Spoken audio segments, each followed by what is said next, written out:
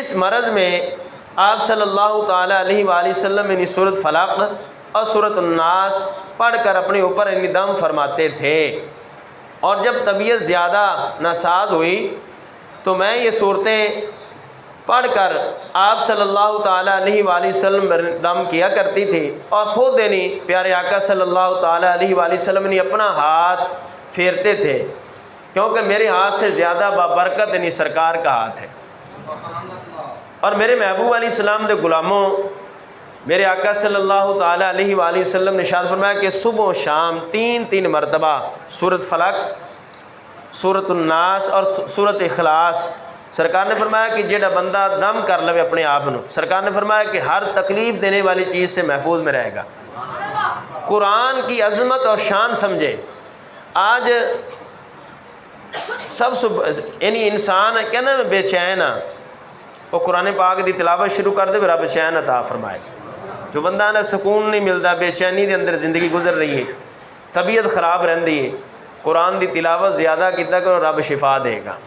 قرآن دل نو نرم کردا ہے، یہ قرآن دلاں نو نرم کرنے والی کتاب ہے۔ میرے آقا صلی اللہ تعالیٰ علیہ وآلہ وسلم دے غلاموں، حضرت عبداللہ بن عمر رضی اللہ عنہ سے روایت ہے، میرے آقا صلی اللہ تعالیٰ علیہ وآلہ وسلم نے مثال دی، سرکار نے فرمایا کہ جس طرح لوہا پانی لگنے سے زنگ آلودہ ہو جاتا ہے، سرکار نے فرمایا کہ میں دل بھی زنگ آلودہ ہو جاتے ہیں۔ یعنی انسان جدو گناہ کرتا ہے تو گناہاں دی وجہ نال انسان دا جڑا دل ہے زنگ لگ جاتا ہے۔ ہن صحابہ کرام میرے آقا صلی اللہ تعالیٰ علیہ وآلہ وسلم دی بارگاہ پوچھ کر ہمارے لیے مسئلہ آسان کر دیا۔ صحابہ کرام نے عرض کی یا رسول اللہ ارشاد فرمائیں، طریقہ ارشاد فرمائیں، کس طرح دلاں دا زنگ دور ہوے گا، دل کس طرح صاف ہون گے؟